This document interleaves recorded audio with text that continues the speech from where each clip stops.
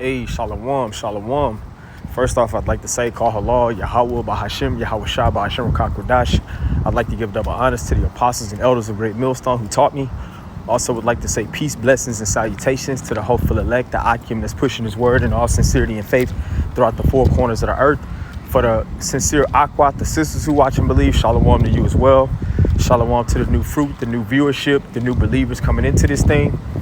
And I'm just making a lesson all through the spirit.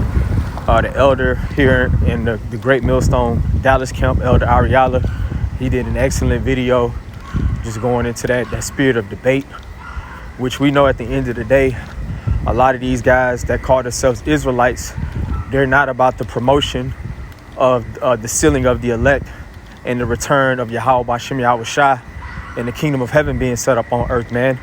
They're basically trying to forward their own ulterior motives and agendas in Babylon, man. You know, wanting to be in the spirit of debating, you know, going on all of these different types of popular podcasts and stuff that's on YouTube, like Adam 22, like we've seen Tazariak and Alazar of the Sakari do. But the point being made, man, a lot of these Israelites or guys that call themselves Israelites, they're not pushing this truth, you know, with a pure conscience for the right reasons, so to speak, for the children, for the elected of the children of Israel to be sealed up and Yahweh shall come deliver us, man. They want to just continue on in Babylon 20, 30 years from now, debating and trying to sound smart. And I was just thinking, you know, when I was watching Elder Ariala's video, a lot of these guys just have sold out at the end of the day. And of course, we can go to guys mainly like Bishop Nathaniel out of the IUIC. I seen something that a brother sent. They were saying his net worth is upwards of 120 million or something to that effect. You know, who really knows at the end of the day? But a lot of these dudes at the end of the day, they've just sold out, man, to fill up their own belly, to increase their gain on this side, man. They're not worried about the sealing of the election of the nation of Israel, man. They're not worried about the prophecies coming to pass and Yahweh Shah making his return, you know, on this earth as we know it. So all through the spirit, you know, I'm gonna just do a quick lesson, Lord willing, this to edify the body. I'm gonna start off here in where am I at actually? Mark 8, I think. Yeah, I'm in the book of Mark, chapter 8. And the point is in verse 36. It says, "For whosoever will save his life shall lose it, but whosoever shall lose his life for my sake in the gospels, the same shall save it."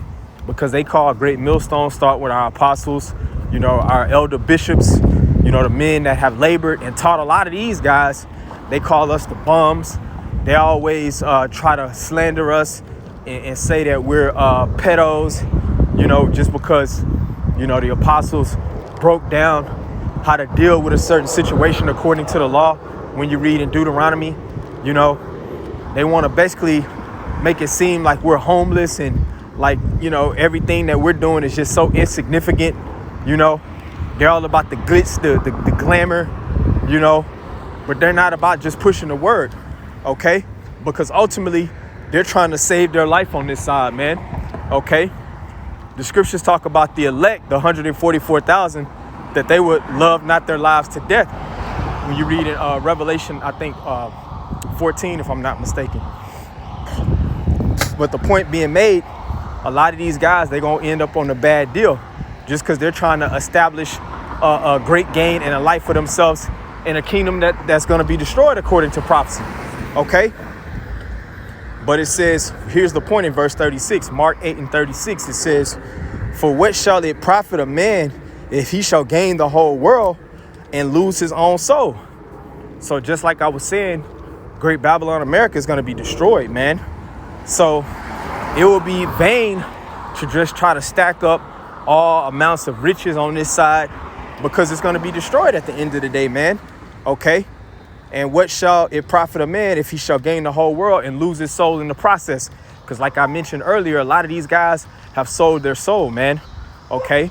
We know a lot of these guys have taken payouts, especially, I guess, when it pertains to IUIC, because You know, we know that they're under these government charters or grants, the 501c3, and we know that there's certain stipulations and certain things that you have to do as an organization to be able to keep those funds rolling in, man. You know, and that comes with the compromising of the doctrine. Okay, so a lot of these guys have sold their soul. Okay, so the point being made, man, it's just a spirit of just huge, you know, division. And then just guys coming in the spirit of false prophets. They're basically they're ashamed of Yahweh Shah, because Yahweh Shah came in humility. You know, he came in a low state. You know, he didn't come to be recognized and be exalted when he was in the Roman Empire, because that wasn't his time. And a lot of these guys, they think now is their time, man. You know, but we're all subject to prophecy, man. When Yahweh Shah is glorified and exalted, then his elect are going to be changed and glorified as well. A lot of these guys just don't want to wait on the Lord at the end of the day. But this is Exodus 23:8. It says, "And thou shalt take no gift, for the gift blinded the wise." Matter of fact, let me see. Yup, this is Exodus 23:8. It says, "And thou shalt take no gift, for the gift blinded the wise, and perverted the words of the righteous." So, and man, I'm gonna get that later too. So a lot of these guys have taken gifts, man. They've taken those Judas purses, okay? And in the process sold their soul at the expense of the doctrine, you know, just being perverted, you know, leading the flock astray. So a lot of these guys that chose to get a bag, because even this guy, Tazariak, you know, I seen something that the brother sent. He had a t-shirt that says Judas got a bag too, or something to that effect. So these guys, man, whether he's just doing it to troll or whatever the case may be, a lot of these guys have just completely sold their soul, man. Okay? And in the process, they've perverted the words of righteousness, this truth. Okay? So even when they debate, it's just to try to bring out these points to sound deep and smart, but not really about the edification of the body, man. Okay? Concerning the prophecy and what mind state we need to be in as a nation of people, man, coming into the time of Jacob's trouble. So that's the point being made on that, man. I'll read it again. Exodus 23:8. "And thou shalt take no gift, for the gift blinded the wise." So these gifts have blinded a lot of these men who at once they may have had the words of wisdom, you know, especially if they learned, you know, from the old, you know, One West school. And even our apostles and bishops, which a lot of these guys learn from them. And it says, "And perverted the words of righteousness." So when you sell out, man, you got to pervert the words of righteousness. Now you got guys talking about we're already in the new covenant. Of course, these other BS doctrines, you can deal with your woman on the Shabbat, you know, just all kind of madness, man, you know. And I know IUIC, they push that whole marriage, which we understand the true meaning of marriage, but they push the marriage meaning involving the state into your marriage, getting a marriage certificate, which that's completely off. That's not biblical. But through taking those gifts, man, they've perverted the words of righteousness, and they're going to have to be dealt with, okay? But yeah, this is the scripture I was thinking of. I'll just get this. This is Ecclesiastes 7:7. It says, "Surely oppression maketh the wise man mad, and a gift destroyeth the heart." So that's clear to the cut, man. And they say that Great Millstone, we're disgruntled, we're angry, we're always getting on everybody, which whenever start with our apostles and the elder bishops get on somebody, it's strictly because they're going off in the scriptures. They're teaching the wrong thing, the wrong doctrine. And we understand we got a duty to serve the elect, man, by setting things straight whenever we see somebody going off according to the doctrine, that's breaking down the scriptures wrong and not rightly dividing the word of truth. But the point being made on this, it says, "Surely oppression maketh the wise man mad." And we understand that we're still in captivity.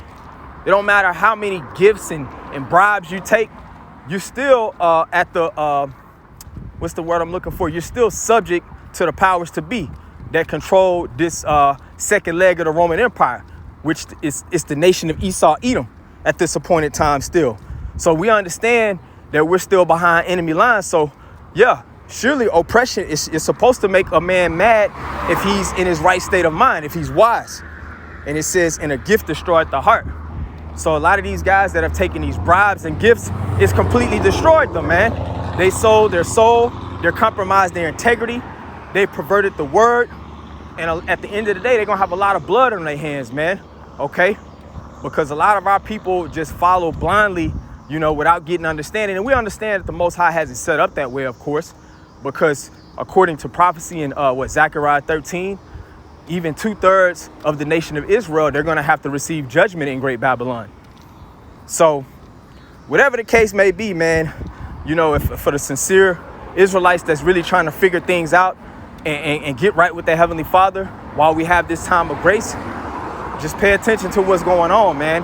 Because you got to, if a guy's out there all about trying to make merchandise and trying to make this thing about getting clicks and views and make this thing popular, you may want to double check what they teaching about, man, because most likely they're teaching the right thing, man. Because the true believers of Yahweh Shah, man, are gonna just be about the pure doctrine, you know, the pure word. It ain't about us pushing ourselves.